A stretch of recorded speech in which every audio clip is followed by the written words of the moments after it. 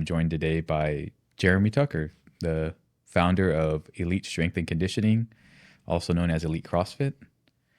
Jeremy is girl dad times three, Times three. husband, business owner, jacked and tan. What was your last finish in the Open? Weren't you like a top 50? Top 50 in Yeah. your age group? Correct. Your age group is what? 33, 33rd. 33rd fittest. Fittest old guy. Fittest old guy. Yeah, 50 to 54. 50 to 54. In the world, that's correct. Yeah. Right here in San Antonio. Yep. And really from 33rd to top 10, there's a huge curve that quality exponential. They're so good. Yeah, so 33rd is awesome. There's a big difference between 33rd and 23rd and 13th and yeah, but still. Yeah, but the field's very broad. For sure.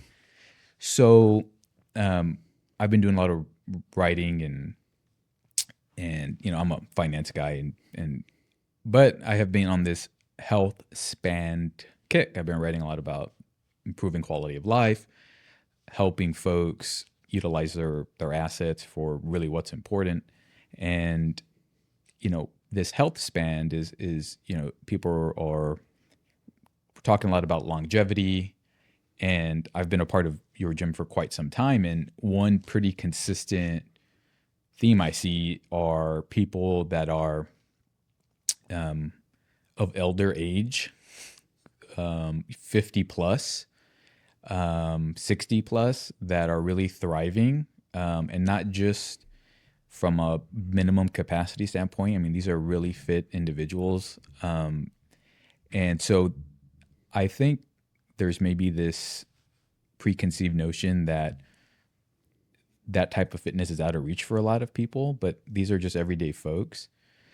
But you've been a big proponent of this CrossFit methodology. It's gotten a lot of flack over the years, just as fitness trends come in and out of favor. Why have you stuck with that methodology over anything else? I mean, you've been doing it for well over a decade now. What is it about that methodology? I've stuck with the methodology because I find that it's the best methodology to improve fitness, not just for myself, for our members. I'll think back even to when I first came across CrossFit. It was 2007. There's this new thing called YouTube. Mm-hmm. And I watched a YouTube video, found their website, found these journal articles that were written by Greg Glassman. The first one I came across changed everything for me. It was called What is Fitness? It's a 10, 11 page PDF, real straightforward, but it was the first time in all of the years I've been involved in fitness of any kind that there was a definition of fitness. It was very clear and it made complete sense to me. So by the time I got done with that article, read 4 or 5 others, and I was sold. That was it. And since then, so 18 years, nothing's come across my vision that has bettered that in any way. I think you mentioned the flack that it's gotten. I think some of that could be valid because the methodology has its own like an arm that is the games competition, but in terms of just a general fitness modality, there really is nothing more complete, in my opinion. And it's hard to argue because they're the first to have a true definition of what is fitness that's not vague. Right, it's definable, very definitive, and the proof is in the pudding. It's been proven. So you have just in your location or in your business, you have people like Abby, who's an elite athlete, and then folks like myself. And I look at people like, I was really impressed by Art, one of your coaches there. His mom trains with everybody else. She's in her 60s, I would guess. And it's really encompassing. How does it accommodate people of all different skill sets and backgrounds, and how can we all be in that same location doing the same things? Well, it's the term that we use is it's infinitely scalable, right? So regardless of what the movement is, it really doesn't differ from person to person. It's maybe the degree that it maybe varies, right? So if we talk about a basic exercise like a squat, most of us should be able to do some form of squat. That doesn't necessarily mean it's a heavy loaded squat, but that movement is as basic as it gets, right? We've seen our children get Right. up, but they squat before they really could walk. So the ability, and that's sometimes the challenge for a coach and a member, is to find the right scalable version that's appropriate for them, whether it's just a basic air squat or if there's a time to load and move forward. Yeah, and it's what I've found is that day by day I can go in and there's a prescribed workout with some given standards, right? And then you have a coach there to kind of help guide you where you should be on those standards. But some days I just don't got it, and it's reassuring you have the community there to kind of help maybe push you along. But it's like, well, I can still come in and train, right?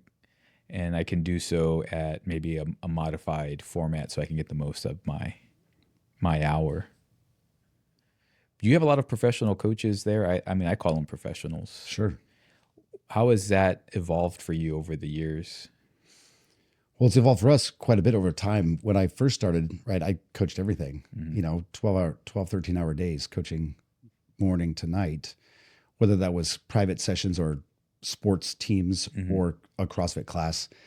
And then over time, now we've got 6 coaches that this is their full-time job with benefits, right? So it's a legitimate career path, right? Versus someone and we have these situations too, because they're vital to how we operate, but someone who maybe has a full-time job, but they have a passion for coaching and they're great coaches, but they coach 2-3 hours a week.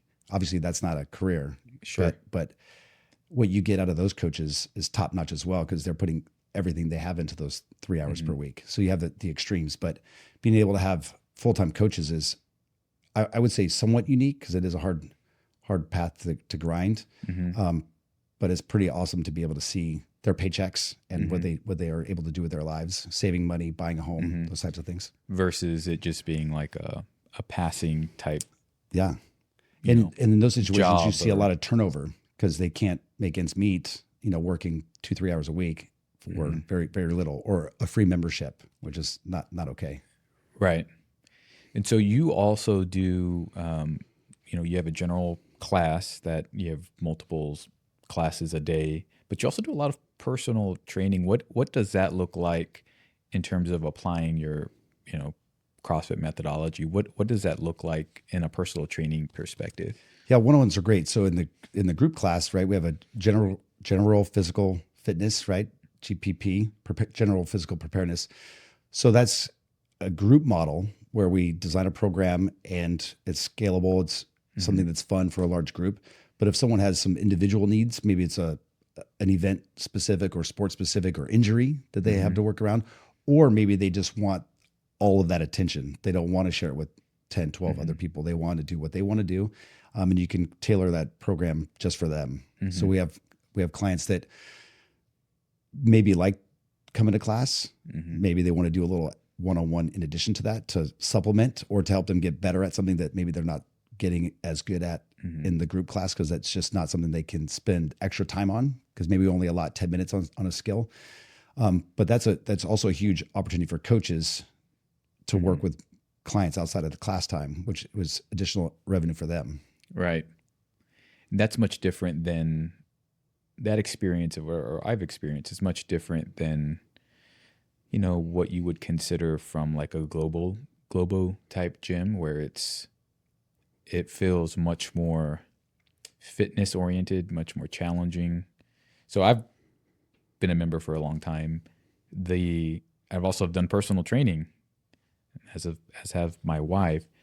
And, I've always felt like that methodology was pretty consistent, right? But you're able to cater to the individual, Right. Coming back from injury or whatever. Yeah, and maybe a demographic, right? So you mentioned Arthur. He has a small group, so it's not personal training, but it's 3. It's 4 folks. We call them the legends because I believe they're all 75 and up, right? Which is a great group.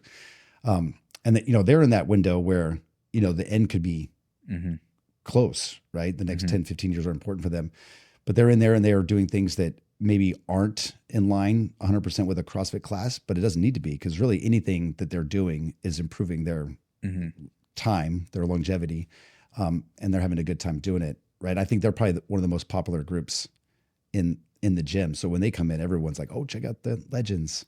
They're here to get it done. So 75, I think it could feel like it's too late. No. And that's not too late. Is it too late to invest? It's never too late. There you go. The best time to do now. it is now. Now, for sure. Can't go back in time. Yeah. Yeah, absolutely. But you can turn the clock back on your health, for sure. For sure.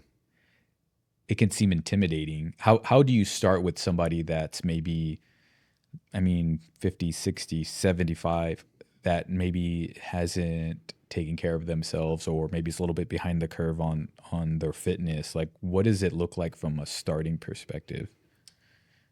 First thing we would do, just like we're going to visit with anyone who's brand new, is a consultation, trying to determine what their needs are, what their goals are, and really where their mindset is, their capacity. And you just got to meet them where they're at. So if they can't do certain things, that's okay. You just figure out what they can do, and that's where you start, and then progress to the next step. And sometimes that might be for a coach. Maybe it's the first time they've worked with somebody who's as limited, and so they have to obviously use their education to determine, all right, this is where they're starting. This is where I'd like them to be, and then how are we going to get there? And then give them the right dose that's not overwhelming. It should be fun, so they come back, right? And then hold them accountable to whatever we might hope that they'll do on their own. Why do you think that just fitness and health, why do you think it feels like it's so complicated? And maybe not for you, or maybe even for myself, but why do you feel like for the general public, like we're just constantly having these conversations about what the best path is? Why do you think it's gotten so complicated? I think it's almost like nutrition, right? That's another topic that it does go hand in hand with fitness, but it's so complicated because there's emotions, there's perceptions. Some folks may not like a methodology like CrossFit, and there's nothing wrong with that, because while I would argue it's the best to get fit, if you're not going to do it, well, then you're not going anywhere. So if someone likes running exclusively, that's something that they should take up. So I don't necessarily think it's complicated, but there's just so many things available, and we like what we like.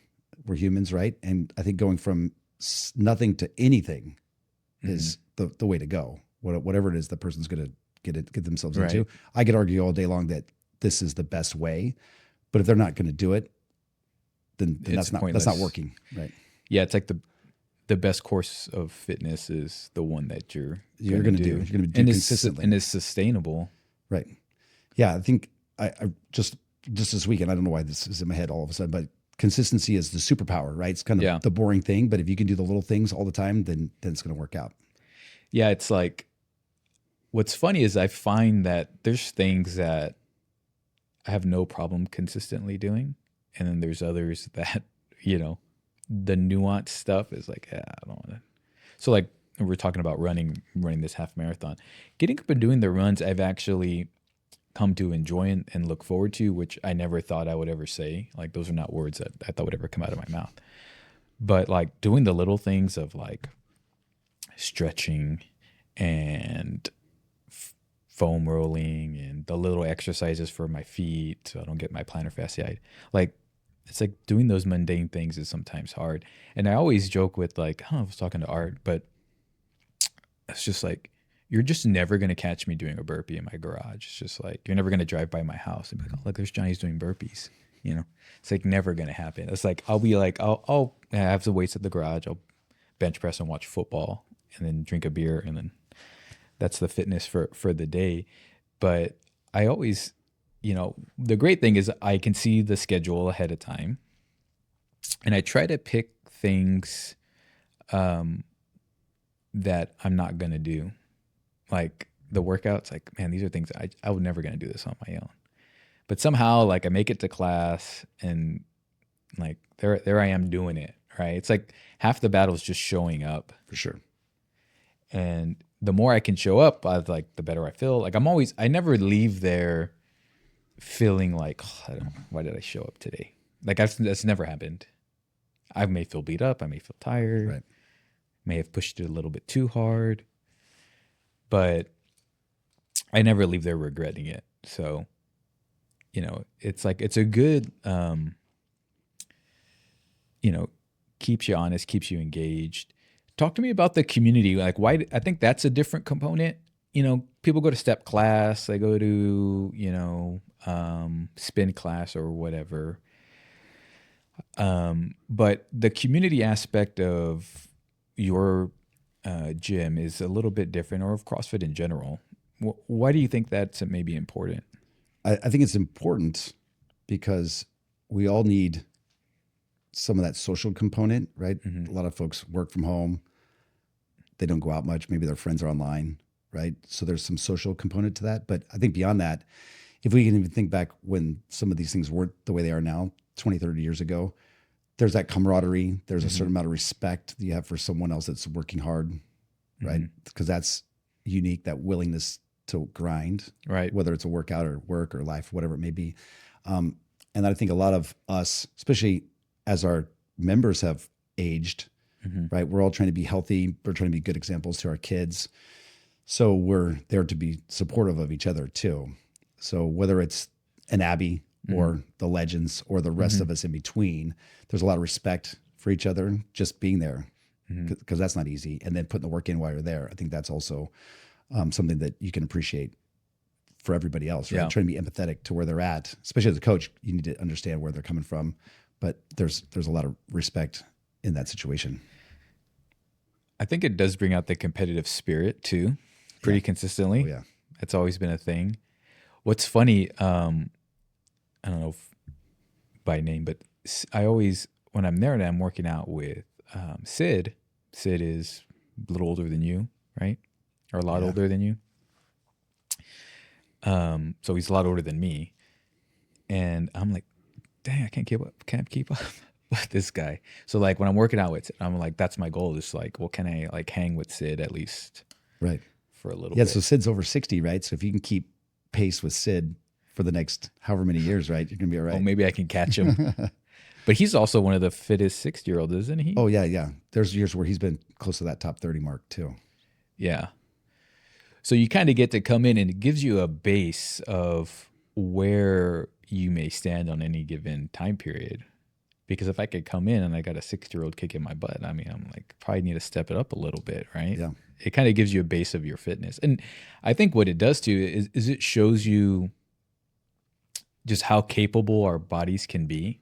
Because there's nothing, I mean, obviously genetically some of us are more gifted than others just at just about anything. But when you come in, you can see like these are everyday people. There's nothing really, none of these people are division, well, maybe some, but none of these are really Division I ex-athletes that are out here crushing it. But they work hard. They're tough. And you can say that across the different capacity levels, right? So it's not just the fit people that work hard. A lot of times you watch someone who's new and deconditioned, they're working their butt off. Right. And they're having to because it's going to take a little while to the body's working better, harder. right? But they're working harder and they don't quit. Yeah. I mean, speaking of community and that situation, you have a workout that's for time. I've never seen a situation where everyone's cheering for the last person. Right. Because you're encouraging that last person to finish. It's always like the winner, high five in the winner. No, we're always cheering and rallying around that person who's not done yet. Right. So when did you officially start the business as a, because you kind of did a transition, didn't you? Give me the background, like what you were at Incarnate Word. Tell me a little bit about that. Yeah. So all the way back, I played sports as a youth, got my first gym membership when I was 12, which is not unusual these days, right? So we're talking 1987, started hitting the weights and then played sports through college, had a job at that gym that I started at as a member, and then eventually managed facilities. So I kind of worked all the way through the Globo gym world, and then decided that wasn't really the path I wanted to be, but fitness was for sure my thing. Then started working with teams at the University Incarnate Word. So I had contracts with each team. So I kind of fluctuated with the number of teams I worked with while I continued to work with non-sport athletes, right? Regular people. And And then I discovered CrossFit. So I think it was about 2002 when I first really went on my own, and that's it. So 23 years of not having a real job. That's the way I would describe it, right? But having my own business. Yeah. Yeah. So when did you open the location on Redland? It was 2010. What Yeah. What was that process like? Was that a gut check? Was it scary, or was it was just really scary. So at the time I was maybe it was 2009. So I had a couple classes at Incarnate Word. I did this little intro deal, and I had like 10, 12 people that did a weekend course. So like 10 weekends, 10 Saturdays, I gave them homework, and then we started having regular classes. So that was going on. And then I had a little setup in my garage that I then converted to like, this is a full garage gym. I started having classes in my garage, and one morning I had 18 people show up at my home, 5 a.m. this is at Center? This is in my neighborhood, your right? So it's neighborhood. like, oh wow, I got to do something here. And I had looked at this place several times. I even had met with the owner of the property, but just didn't have the guts to take the leap. So then that morning I called him, and that was it. So then we started the lease, moved everything out of my garage, started classes there. I remember I sent an email. I look at it every now and then because the grammar was terrible, but I sent this email to like 6 or 7 people I thought would have the answer to like tell me to go for it. And they all said, well, you got to do what's right for you. You know, they never gave the answer. You're looking for that kick in the butt. Yeah. Someone say, go for it, right? Yeah, no one did it. So I had to do it on my own. Of course, they all said that later. You really had to do it on your own. I couldn't tell you what to do. Right. And so then I just said, let's go. Yeah, we all seek that confirmation. Yeah. So like with any business venture, you know, you've clearly done something right because you've been doing it for a long time. But I mean, there's been a lot of just turnover and business closures in that fitness space. What do you think you've done differently than maybe some of the other gyms that are maybe no longer with us? I don't know what they've done, whether they've gone out of business. I don't know, but I've always tried to, well, one, I'm in the gym. I'm not a owner that just isn't there. I coach. I like to coach. In fact, right now there's some morning classes that I used to have that are not there. And I'm always, hey, do you need a sub? Do you need a sub? Because I want to coach. So I have passion for the craft. So it's not like I'm just an owner by default and I'm not present. Right. And I've always reinvested in the staff and the facilities. So going back to that first location, we just kept buying equipment with all of the profit until we got enough. And then just kept doing that. And then anytime I could develop a coach into a position, I would try to get out of their way. So I think developing in those relationships, not just with members, but coaches also, showing that they're important to me. Right. Just like any relationship, right? I don't want my wife to leave, so I have to invest in her in our relationship. So as a result, we've had coaches that have been with us just as long as a lot of our members. Yeah, it's funny. I was hearing you and Art banter the other day about the position of the rowers in the for the class. So I was like, okay, still even the little things, yeah, for sure, they matter. It all matters. Now, who was right or wrong there? I'll let you guys decide. I think at the end of the day, we're happy one way or the other, but it's fun. It is fun to chit chat about that stuff. So during COVID, you moved the location of the gym, right? Was it after COVID? Oh yeah. You were starting, so you moved same street, but you had a facility built. What was that like? Horrible.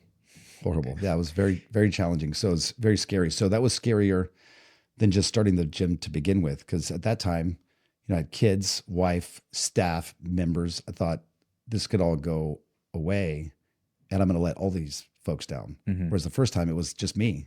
Yeah. So I had nothing to lose. So during the time of the construction, I think we hadn't even really started construction yet, but COVID was going on. The gyms were closed for 59 days because I counted.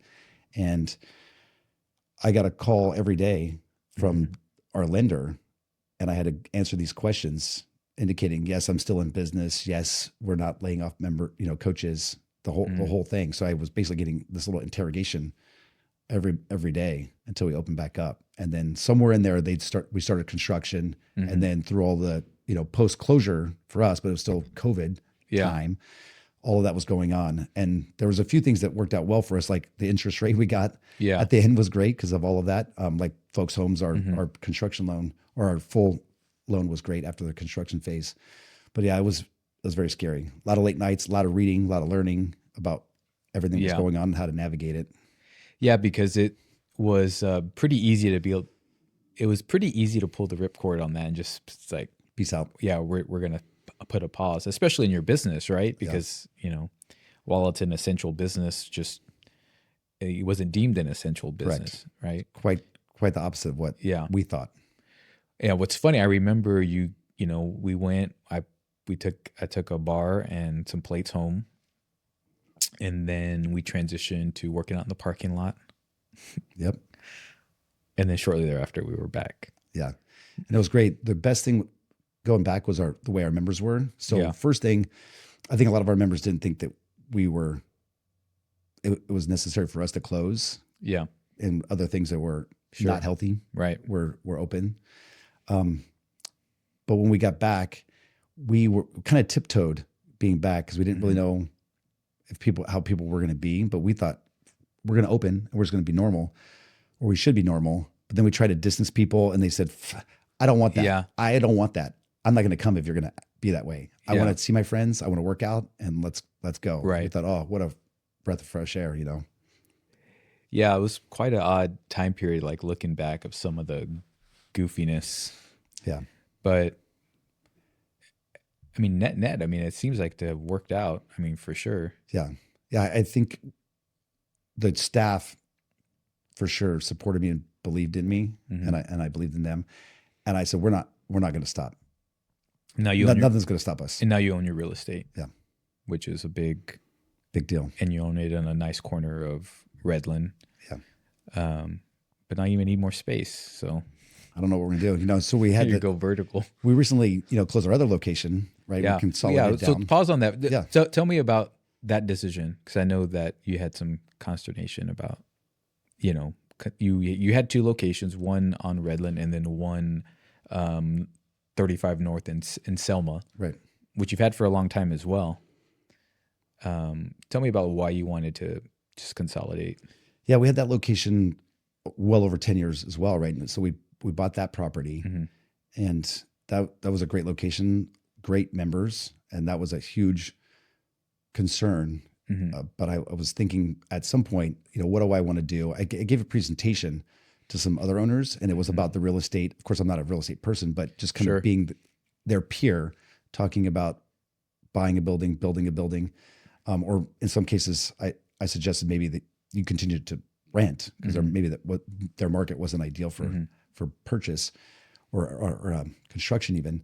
And so someone asked me when I was going to have a third location, and my sarcastic response was, I'd rather have one than two, and that got in my own head. So I thought, well, how could I make my life easier, make the product better in one location? And so through about a year of kind of internal thinking, I finally opened up to my wife about it. I mean, it took that long for me to say something out loud. And then it started to accelerate. Like, I think I can do this. And so fast forward, we did. So I got with the staff, especially the core staff, that this is their career. Cause one of my boxes I had to check was I had to ensure that I could keep them. I couldn't let them be let go, because what would happen to them? I'm sure they would figure it out because they're adults, but I felt like it was my responsibility to ensure that they not only were still employed, but it was a better situation for them. Right. And then for as many members that can come from that Selma location to our Redland location, that it would be better for them too. So I would spend time when I was coaching class, I would take members' addresses and use the map on my phone to see at the time of the day if it was faster, slower to get to the other one, how much more time. So when I started calling folks, so when I finally got a tenant that was suitable for us and we signed the lease, I just got on the phone. I just started calling people one after another. And I said, I know you live at this address and I know how long it takes you. So part of it was to convince them, but also to let them know that was because you care happen. Too, right? Yeah, It's not like you made the decision blindly or without that consideration. Yeah, and there's our members that are no longer members that I hope to continue to have lifelong relationships with, because we have some folks, like there's a woman, I probably shouldn't mention her name because she'll be mad, but she's watched our kids. And I hope that continues, right? She comes to our home and there's more than just a gym. Yeah. And sometimes it's just that realization that you can't accommodate everybody, unfortunately. You know, we have this concept in our business. It's called shrink to grow. And I hate the like terminology because it's just so blunt. Like we can't service everybody. So we want to grow, but we have to grow the right way. And so it drives me up the wall when I start hearing that, because it's like, well, we've accepted somebody into our business. They gave us, trust and, all those considerations. And then it's like, well, we have our business objectives, and for us to meet them, we have to let you go as a client. So that's not something that, we've done, but it's kind of an industry thing that kind of drives me crazy. But there are definitely right or wrong ways to do it, because at the end of the day, right, it's like, well, like I have to be able to deliver a certain product and a certain level of service. And it's just, you start running into like just physical limitations, right? And it seems like you've done it the right way. I mean, from my perspective, I like to think so. And I think starting with the staff first, making sure that they understood that they weren't going to be negatively impacted. And as a result, it's worked out. They're doing even better than I hoped. And then of course the members that have come over, I think they're having a good experience. The current members at Redland were very open arms, so now I see a lot of them interacting after class, which is great. But of course, it for sure was a selfish decision, right? How do I make my life easier? I have a young wife, younger than me, 10 years, young girls, 10, 6, and 3. I want to spend more time with them. Sure. I've lost what I called my navigating stars, my dad, my grandma, the last couple of years. Yeah. And so now I'm like, I have to be that one, because I don't have mine. So I have to turn and be the one now.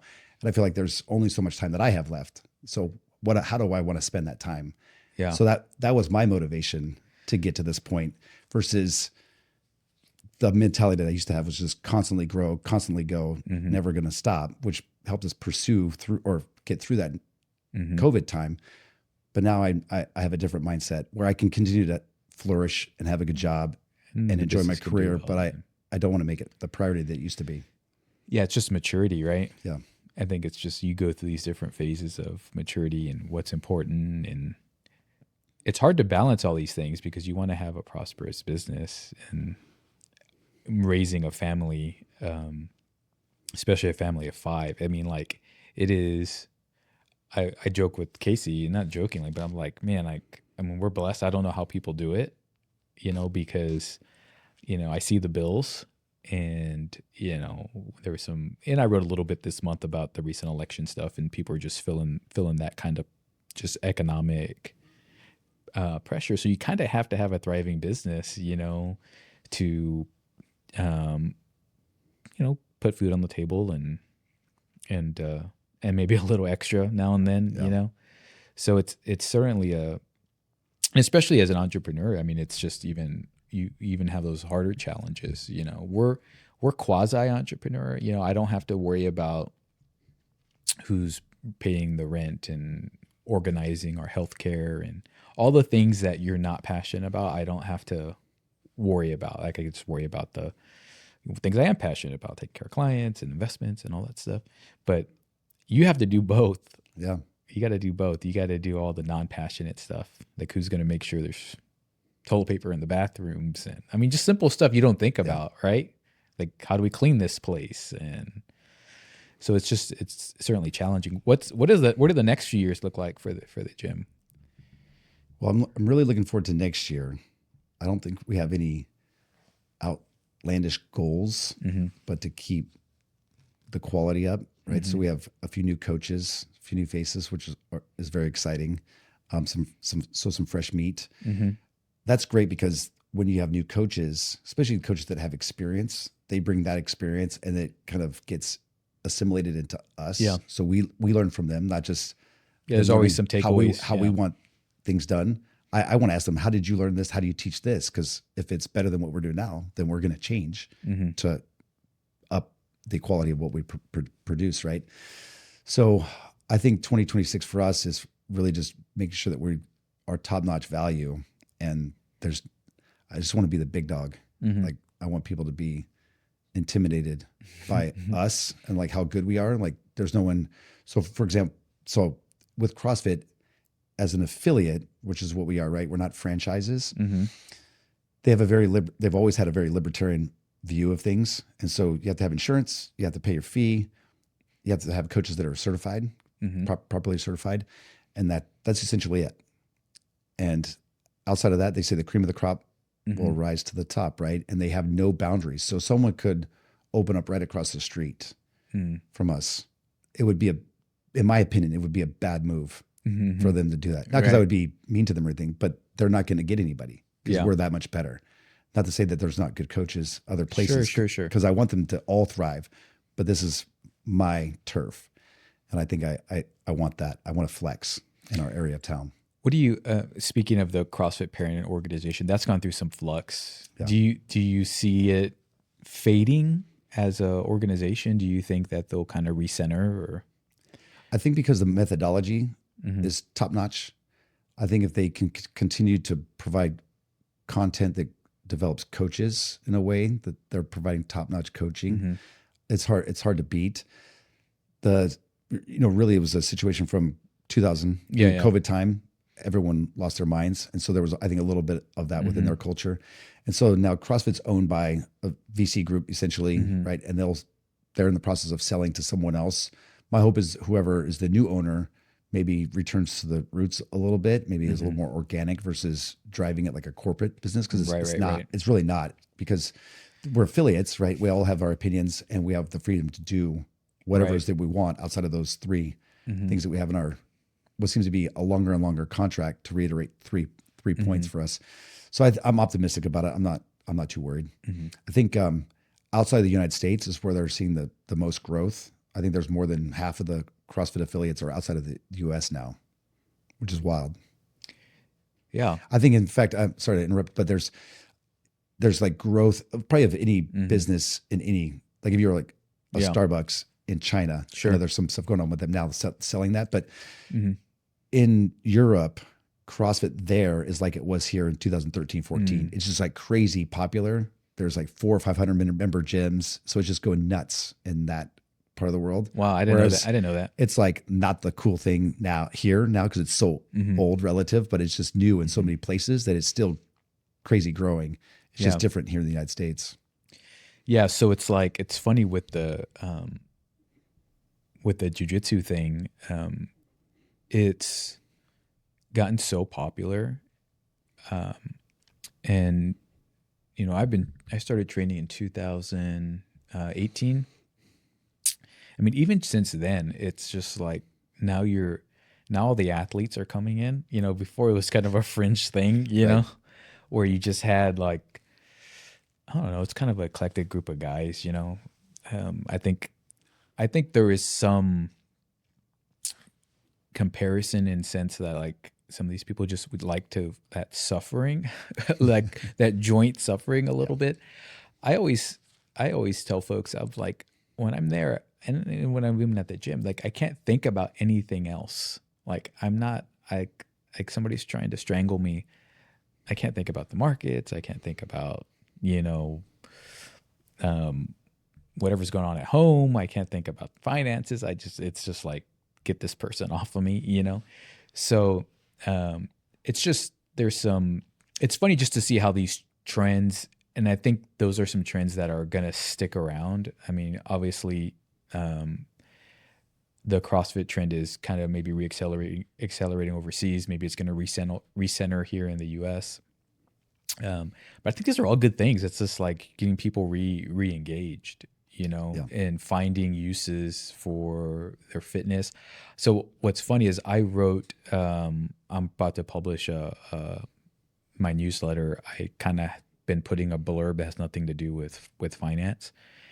And my joke was, well, inflation's everywhere and it's even made it to endurance running. And I was talking about the number of ultra endurance races. The number of events annually has just exploded. I mean, over the last 20 years, it's actually quite insane. And the number of ultra endurance races that are above 100 miles have also exploded. And not only that, it's like the records of some of these courses are just getting smashed on a like annual basis. There was a young guy that they just did the Moab 240, which is a 240-mile race around Moab, Utah. The guy, I can't remember his name. I think it's Killian. I can't remember his last name. Maybe Killian North.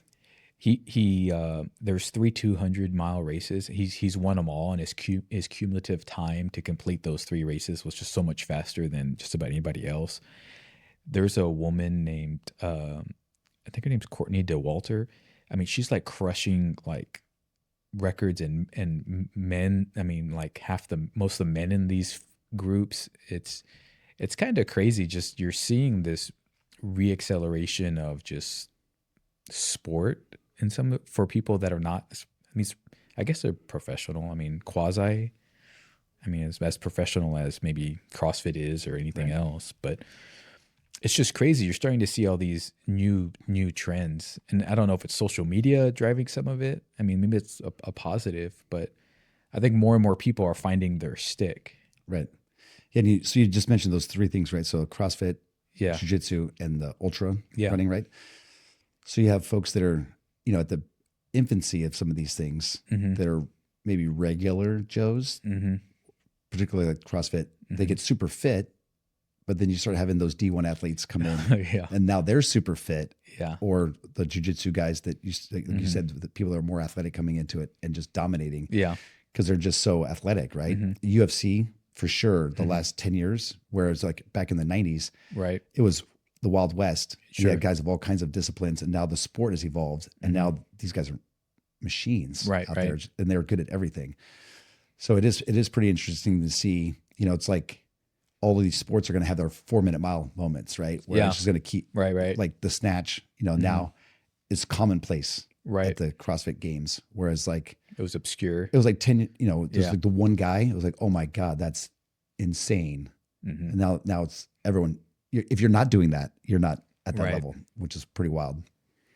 The problem with that is, not that it's a problem, because we're continuing to see the peak of what's available to folks, what they're capable of, but yet there's still so many sick people. Yeah, and that's where we kind of suck at. Yeah, we're not getting enough people healthy, unsick. Yeah, I get very emotional about it because there's so many people that we could help them. Yeah. Change their life, save their life, extend the time of their life. They just need to do something. Yeah. And we're here to, we're the type of people that want to help that. And it's not, it's never too late. There's always a path. And it's almost like using I think it's like almost reigniting like a passion for something, and it's finding a physical passion, because I've always liked the competitive aspects of things, but what's nice about a lot of this stuff is that there are competitive avenues for everyday people, and it kind of gets your spirit going. You don't have to come and be a world beater. I mean, I go to these jiu-jitsu tournaments. I came to the one in San Antonio, and there's like, I don't know, there's a ton of competitors. But I've been to some where, I mean, there's 60-year-old women competing, same level, so same skill level, same age group, similar weight, and it's like, I'm like, oh man, like this is cool. Very cool. So you're finding like these little avenues for people to kind of find a new passion, maybe that they didn't have in the past. CrossFit's always had that, because you've had that, because when does their last age group? Competitive age group in? I think it's 65 and up. Yeah. So, I mean, there's all these different avenues for people to go out and do stuff. I mean, I saw they had an 80-year-old woman cross the Kona Ironman triathlon. Wow. And that is notoriously, it's not just the distance, but it's the heat. And I think it's open water surf you're swimming in, and so it's like super intense. So I mean, like there's clearly a lot of passion. I think it's helping people kind of find that passion to be physical, you know. And even with jujitsu, I train with some folks that are, they're of various physical capabilities, but it's like, at some point, we're going to be very physical with each other, and it's just like getting, and it's helping these people be comfortable with it, and it's not fun sometimes. But it's like through that process, like it becomes very rewarding, right? Because you're seeing these folks that don't have physical backgrounds. They're starting to do something for the first time, and it's physical, and that can be very daunting, But you're seeing people show up. I've seen more women show up, and so all those things I think are encouraging for getting people find some sustainable journey, Right. So I don't know if you sent it to me, but somebody sent me a video of a guy talking about jujitsu. Mm-hmm. He said, "What's the hardest belt to get?" Mm-hmm. It's a white belt. Yeah, just starting. Start doing something. So if people are really intimidated, maybe they're really concerned about starting their journey, so they maybe want some hand holding. How do they get in touch with you?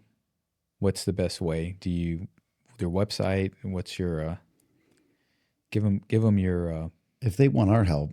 Yes. Right, it's Elite CrossFit. We're in San Antonio, Texas, right? Elite-CrossFit.com is our website. If they are not near us, get a coach. Just find somewhere that, whatever type of gym it is, that you can get a coach and you can visit with somebody one-on-one and make a plan, versus like, hey, just show up to an aerobics class, which isn't bad. But if you're looking for a little hand holding, you should find the hand holder, right? That someone can navigate, take my hand, come with me. I'm going to show you the way. And especially if you haven't been doing it much of anything, I think people have this, like, I got to come out and, like, especially the New Year's coming, right? So hot. People come in hot. Definitely not the way to go. Yeah. We're like, hey, easy. Let's take it easy.